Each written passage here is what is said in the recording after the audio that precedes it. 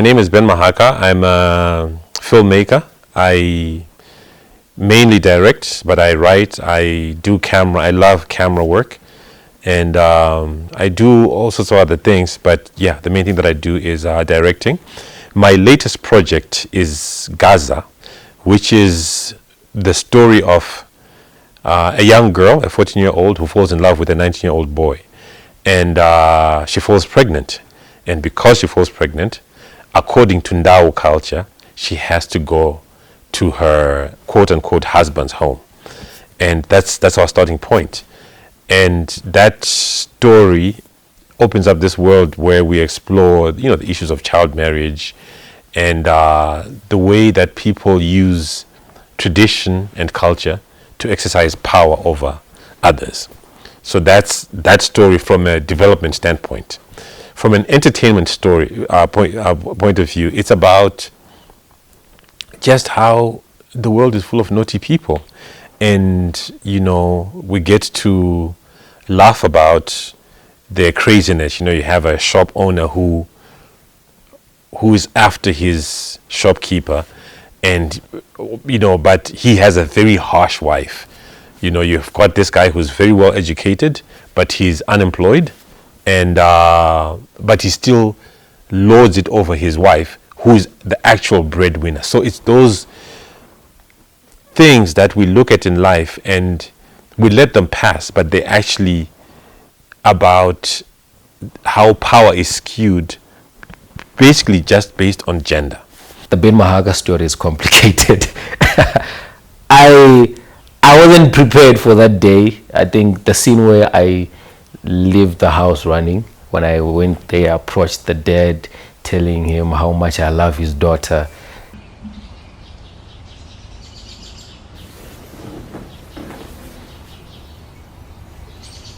Abafika Jaibu Mnara, Noctula is a very beautiful girl. It was complicated because right there, I was so scared. In real life, it wasn't a wonder because David just came to me 30 minutes before I go and said, he's like, yo, you're supposed to do a scene with Ben Mahaka. And I've only known Ben Mahaka through TV. I'd never met him. I respected him. Studio 263, everyone loved him. And now I get to act with him without even meeting him. Like, hi, how are you? We never did that. Just, oh, that's Ben Mahaka. Okay, I'm trying to get myself together. I just met him now. And now, 20 minutes later, I'm supposed to be on a scene with him. Yo. Yeah, so I ran away. That was the reason I ran away. I finished the lines and then I ran away. I just don't understand why I saw reply my messages.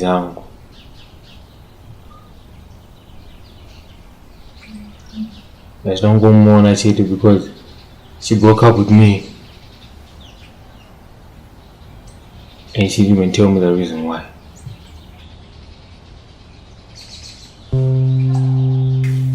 Honestly, my heart is in pain.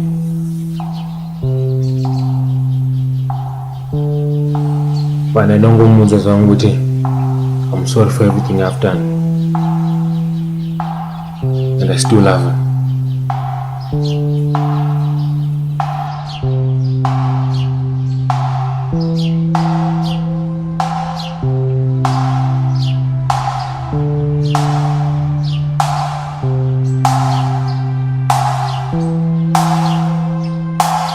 For Ben Mahaka, I met Ben Mahaka for the first time when I was looking for an attachment job.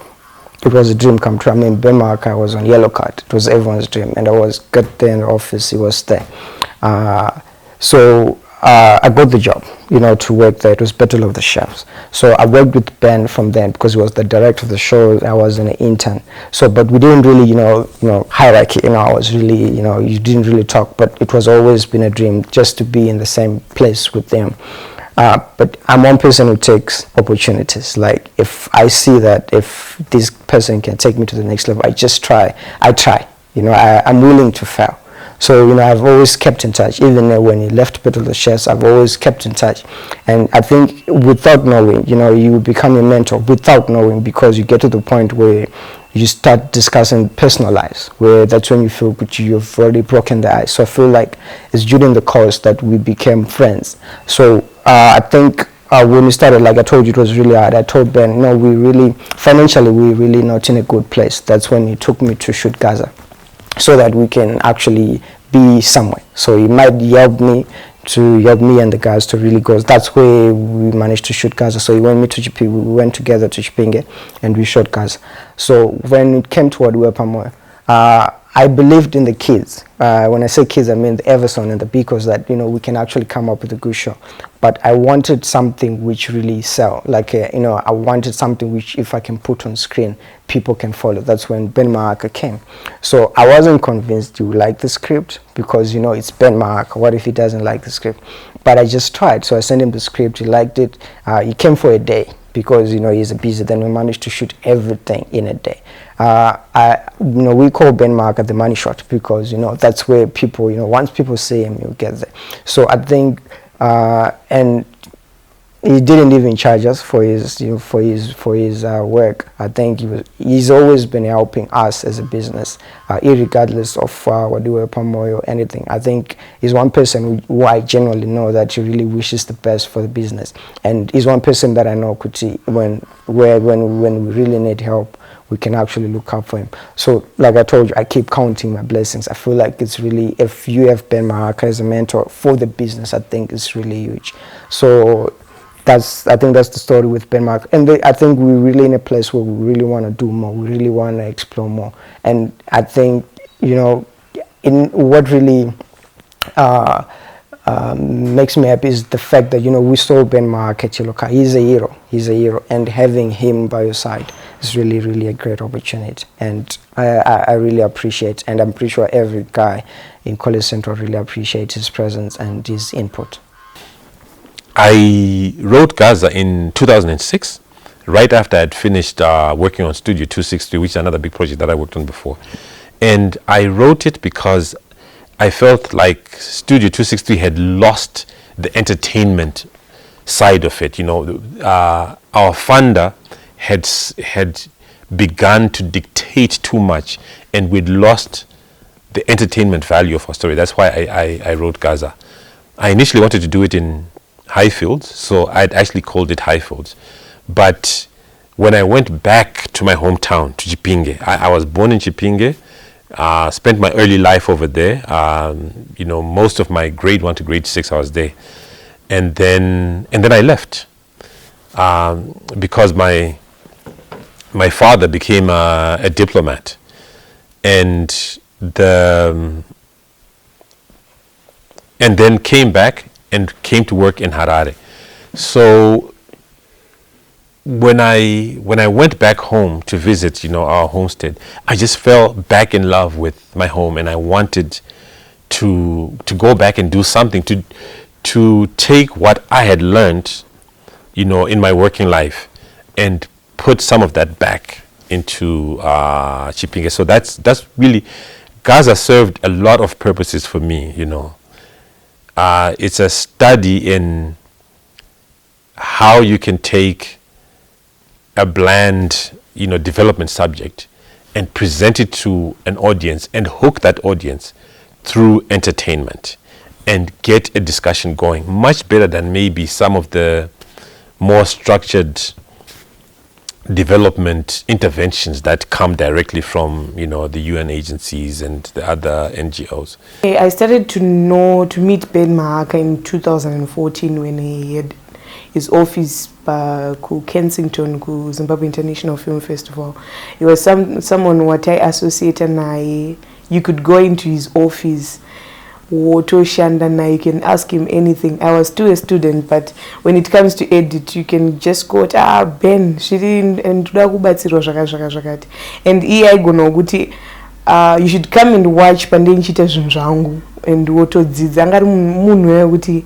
When I first met him, my experience naye engere kuda kudzidzisa someone kuti anonzwa kufara kuti akudzidzisa chinu, and you can freely go to him and ask anything and anokuudza.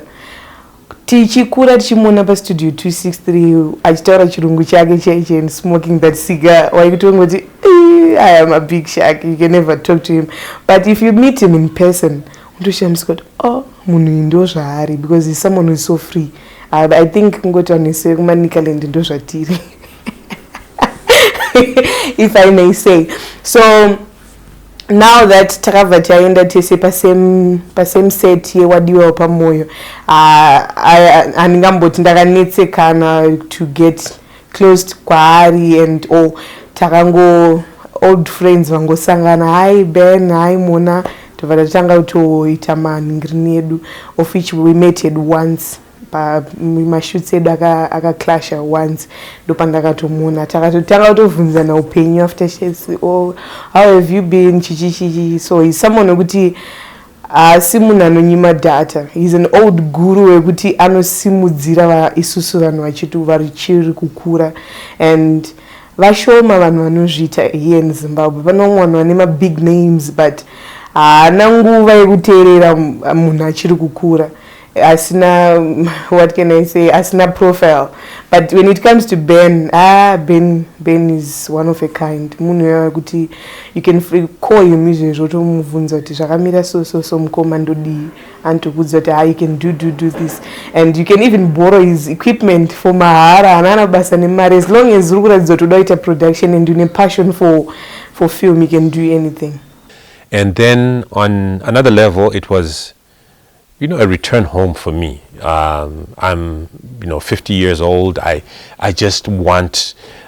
more attracted to my home, my village, than I am to life in the city.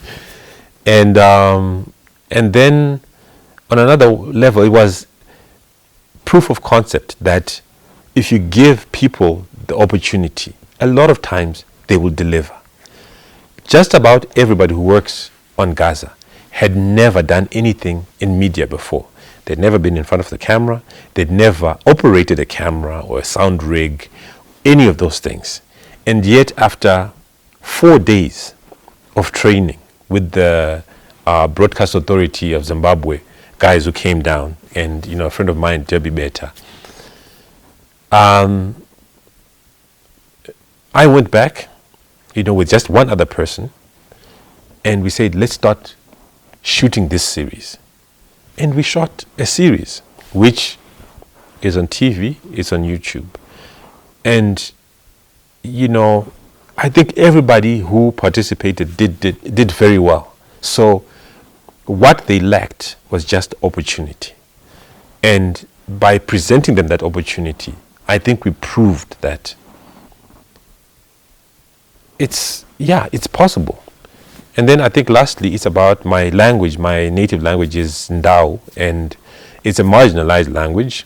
Prior to a couple of years ago, you did not hear Ndau much on radio. You didn't see Ndau people on TV, except in a role of, a comic element of, a witch or whatever. You speak about Chipinge, and Ndau is, Vanoroya. That's what we're known about. And so Gaza presented us as a complete people, not this caricature that has been presented over the years.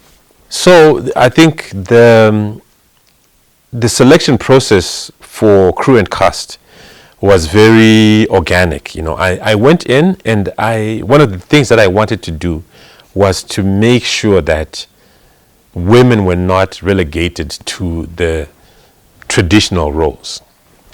So, normally on a set, women will be catering, just maybe wardrobe and whatnot. So when I went out, I specifically looked for young women who were not afraid to try camera, were not afraid to try sound, were not afraid to write.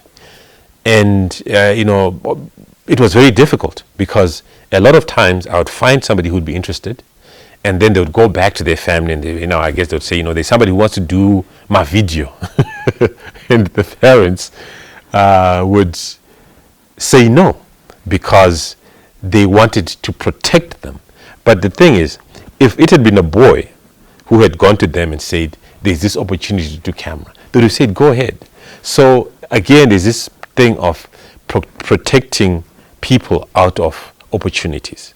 So in the end, the people that I worked with were people who were sort of like on the edges of society, people who were considered, failures in the mainstream. So, Faith Museta, who ended up being our camera woman, was, both her and her mom would sell airtime outside OK, and she would sell clothes from Mabero. That's what she did. And that was her life. She's a divorced mother of 2. And Majvita Mulambo is a housewife. She's living Emerald Hill and, looking after her chickens, so she buys broilers and whatnot. She ended up doing our props and our makeup. And Hadi, fine, he's a guy, but when I went and I asked, I asked my great aunt, do you know anybody who is interested? She said, she sent somebody, go and get Hadi. Hadi was looking after cattle. Not because he's not educated, he's passed his Form 4, but the work opportunities were not there. So he came on board. My Muyambo is, she's just there working again, doing buying and selling. And just about everybody who came on board was not somebody who was in the mainstream. So one of the interesting things is when Gaza started coming out on TV, these people who were looked down upon are now the ones who are projecting the image of Chipinge nationally, and actually internationally, because Gaza is on YouTube, and we have viewers in New Zealand, Canada, the US, the UK, all over the place, who are following the series. And this series is made by and produced by people who were seen as only good enough to sell airtime, to sell muriwo. Tederozi, for example, sells muriwo outside TM in Chipinge. So those are the people that made Gaza. I came in with my experience as a filmmaker, and we managed to have this exchange. And it was difficult because initially, a lot of these guys had never worked in a formal environment before. So just the idea of keeping time was alien, So this whole idea that, well, look, guys, call time is 8 o'clock. And I would make a point of going, waiting for people at the pickup point. And, I'd find myself waiting for an hour, 2 hours. And because people just trickle in, that sense of time wasn't there. Or somebody would say, yes, tomorrow we're meeting. And, we do our schedule, we block our scenes, and then we wait. And that person does not show up. And when they show up tomorrow, they would say matter-of-factly, I went to Bechnaf Bridge to buy some goats, I was sent. And so, just getting people to understand, film is about structure, it's about consistency, it's about staying within the lines. Because the image that is out there is film is this happy-go-lucky world, and yet it is a space in which you have to obey the rules for your happy-go-lucky image to come out well in the final product. So yeah, that's I think the main part of the production. What gave me sleepless nights was that. I think my biggest feel-good story is Iris Lachwayo. She dropped out of school in Form 4. She'd failed maths. She'd passed other subjects, but she'd failed maths. And her parents had insisted, you have to rewrite maths, you have to rewrite maths. And she's not good at maths. And she came on as an actress. But in my interaction with her, I realized she is an expert at Ndau culture. I think she's like 23 years old, but because she grew up with her grandmother, she knows the intricacies of Ndau culture. If somebody gets pregnant, this is what happens. And so I said, well, okay, let's write together. And it was a struggle to get her to just be ready when we showed up to pick her up. That was the first thing. And then, but over time, and also I tried to get her to use a computer to write. And I realized after a while that she couldn't use this computer. So I bought her, counter book and pens. And she started writing these reams of dialogue. And then we had to work it down to, okay, we're talking about actions. What do people do? Not so much what they say. They'll say something, but first it's what they do. Let's describe what they do. And then they will speak a little bit. And again, she didn't feel it until she saw her first scene performed. And then she took ownership. And it's, I want this series to go on to season 2, 3, 4, 5, because there's so much more to learn about what the Ndau culture and space is all about. And it's not a generic space where everybody speaks perfect Ndau or, everybody's hyper cultural. We're trying to show that we are a nuanced community, society, and we've got our super educated, we've got our naughty business people, we've got our strong, quiet women, we've got our crazy young women. Everything is there. And I think it's important to get that out there, to move out of that caricature that we've been for all this time, for all these years. The Sigauke family is, the Sigauke family in Gaza is a business family. They own businesses. So they have a shop in Gaza and they own a bottle store at Jaco Township. And when you scratch beneath the surface, my Remmy, Mrs. Sigauke, is the business person. She's the one who generates the income. Mrs. Sigauke is pretty much a playboy. But by virtue of being Mr. Sigauke, the business was started with his money. So he's the owner. But for Mrs. Sigauke to get to that point in the business, she had to be a strong-willed woman. So she's brash, she's strong-willed, and she's very, very protective of Remmy. Protective to a fault. Remmy is the typical rich man's kid. So everything has been given to him, and he lives for the moment. And living for the moment is how he ended up with this young girl pregnant.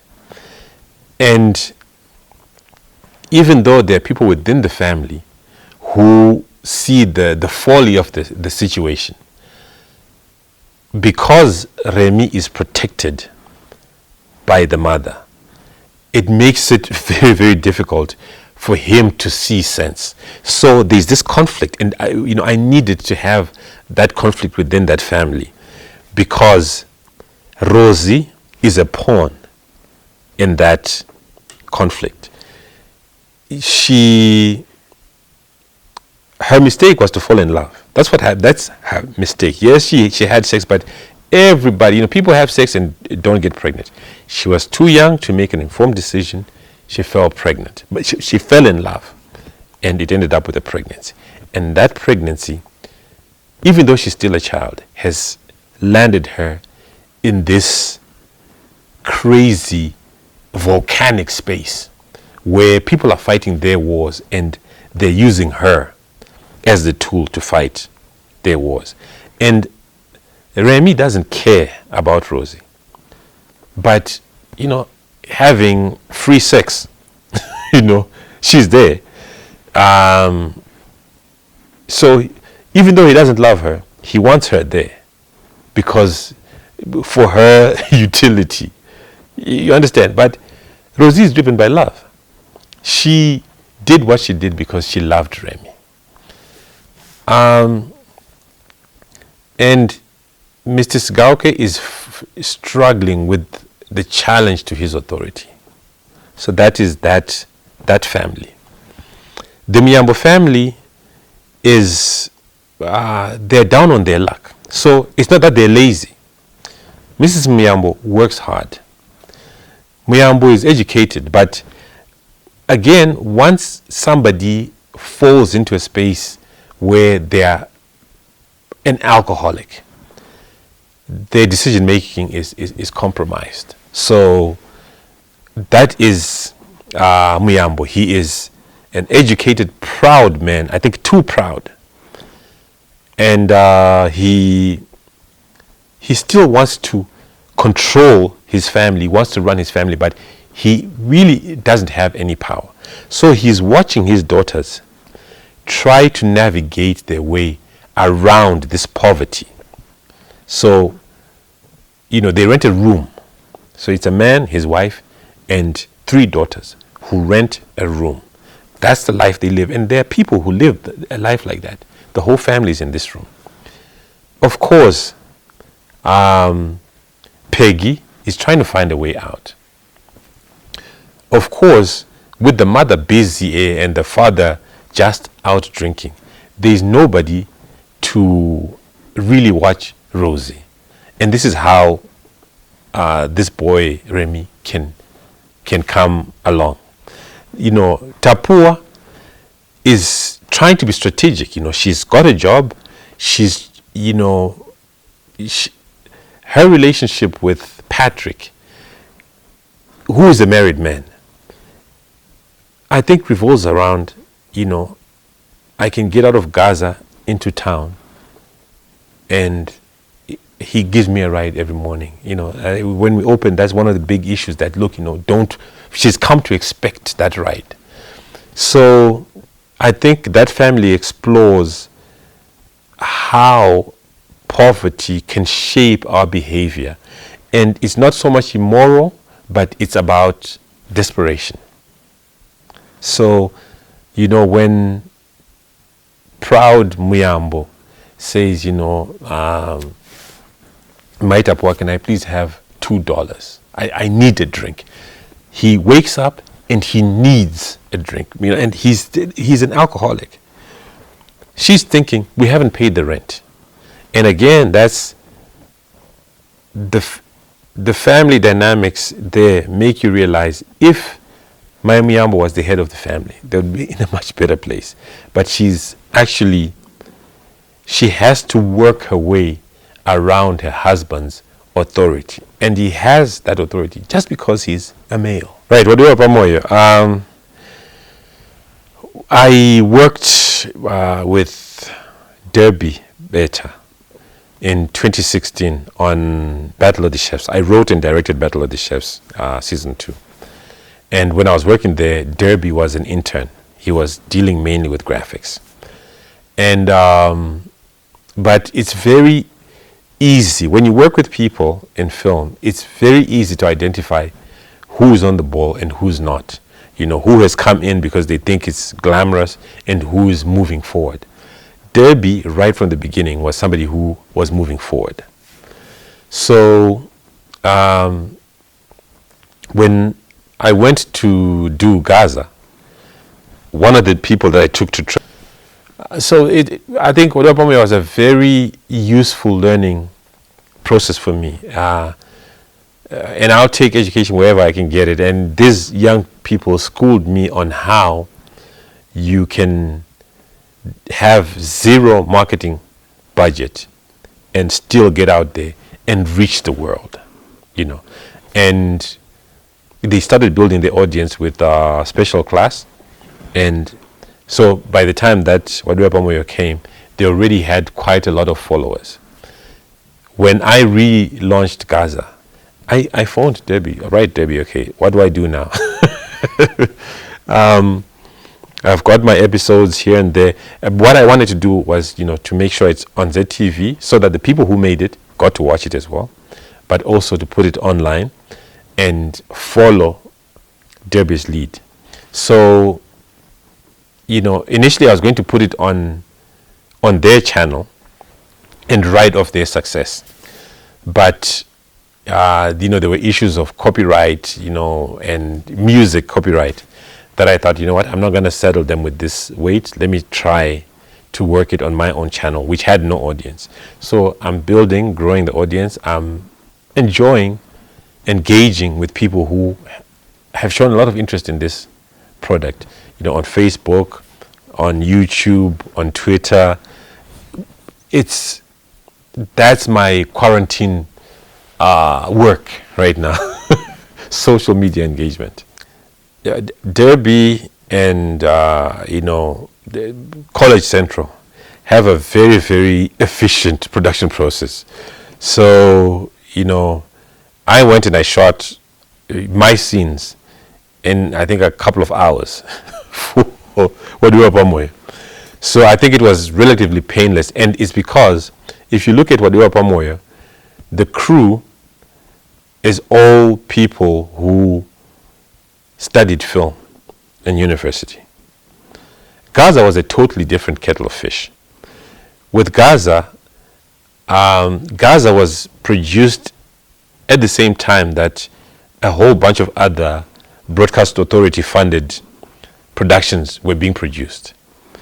But I had to stay an extra month and a half in Chipinge and spend out of pocket a considerable amount of money, because one of the things that I needed was to make sure that I trained people, local people, so that at some point in time, if somebody comes up with an idea, they can pick up a camera, they can pick up a sound rig, and they can put something together themselves without having to import people from outside. So that was one of the things that I felt needed to be done to start the process of building a creative hub. And I'd spoken to different people and organizations about it. What I learned is that sometimes you have to, if it's something that's needling you, you have to drive it yourself. People will only come on board once they've seen what is possible, which is why I said it's a proof of concept. So it was painful financially because, my work base is here. My client base is primarily development agencies based here in Harare. And I had to spend half a year in Chipinge. But I feel like it's a worthwhile investment in who I am. You know what I mean? I am a boy from Chipinge who happens to work in Harare. And so it makes sense to invest in my home.